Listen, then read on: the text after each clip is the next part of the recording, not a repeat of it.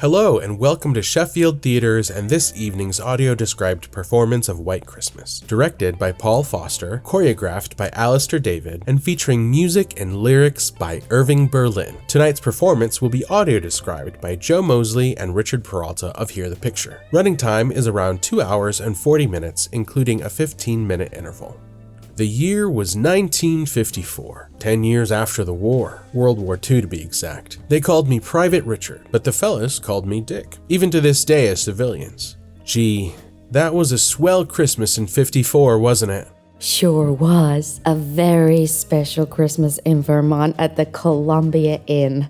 I will never forget it. Oh yeah, the one owned by our beloved Major General Hank Waverly. You were amazing in that show, Joe.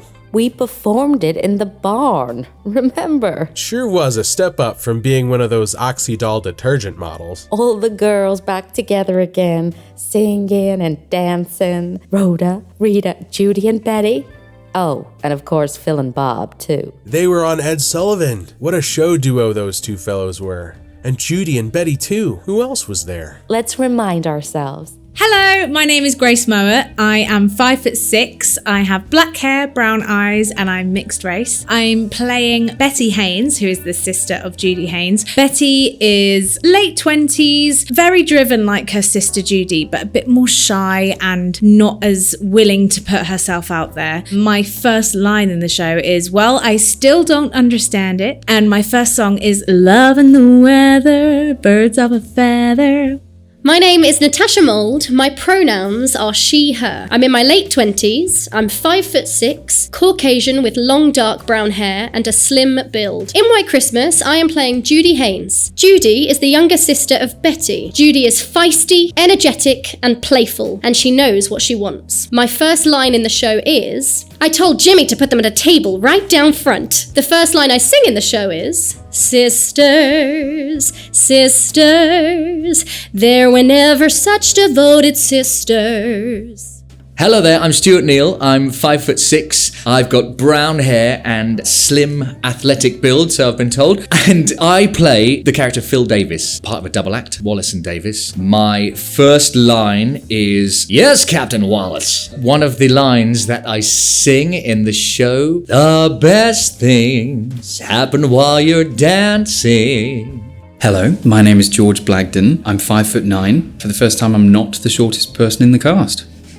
I'm Caucasian. I have dark curly hair, short to medium length, but in the show I will be getting very used to Brill cream as I'm having a slicked back do. I play Bob Wallace, who is obsessed with being in control, so he moves very economically around the stage. Bob has a general American accent, so he sounds like this, and you'll hear him throughout the show saying $1 million proposition. The first line that he sings is, Happy Holiday!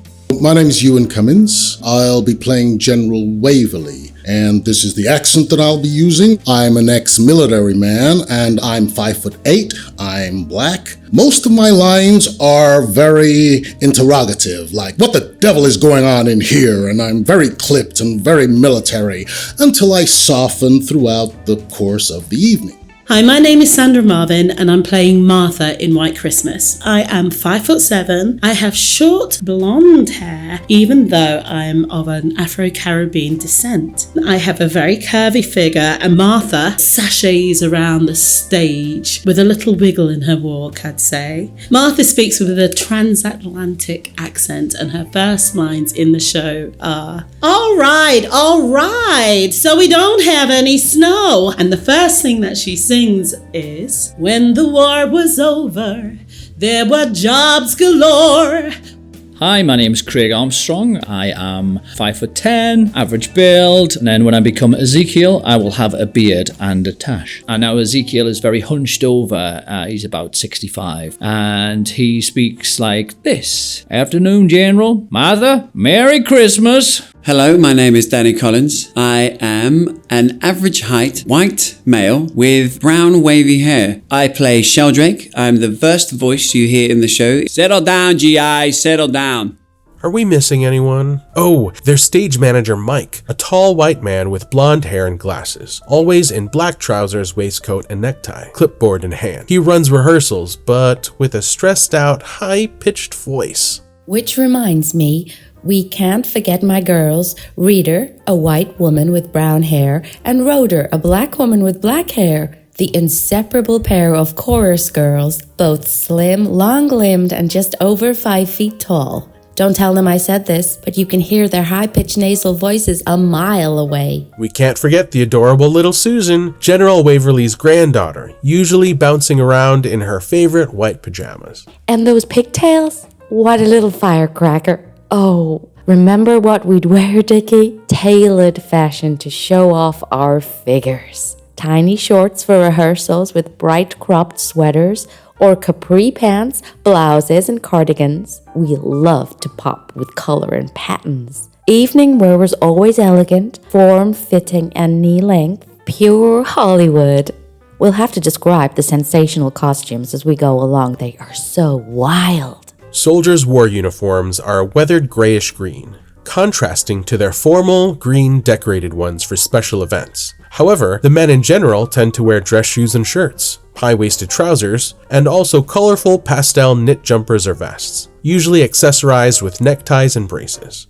Everyday wear, especially in nightclubs, are a mix of single and double-breasted suits, whereas formal evening wear are black and white evening tails. Let me tell you where we are.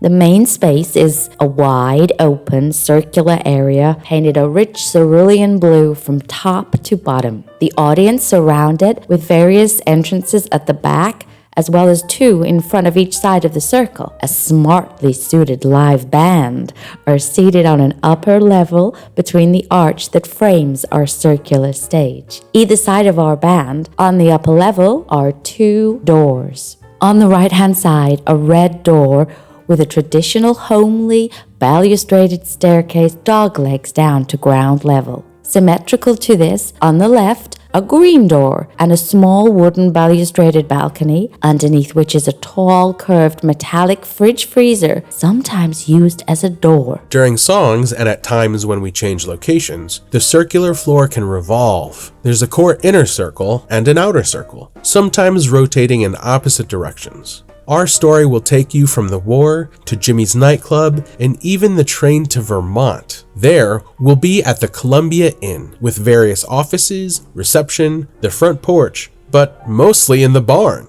We start the story in the living room. In the center, a small potted Christmas tree, tinsel twinkling golden fairy perched on top, stands next to a 4-legged wooden cabinet housing a television set, draped in paper chains and Christmas cards aplenty. Opposite this is a red and yellow checked 2-seater sofa with a standard lamp to the right, dimly lighting the space. When we begin, the center of the space rotates the living room clockwise 90 degrees so that the back of the sofa faces forward, like the audience, as if we are all at the movies, and the lower back wall opens to reveal a person-sized TV screen with real people inside. Wild! Before we begin, front of house staff is nearby at each door to offer support with headsets and hearing devices, as well as navigating towards toilets, the bar, and emergency exits. There are no additional warnings for content, lights, projections, or fog effects.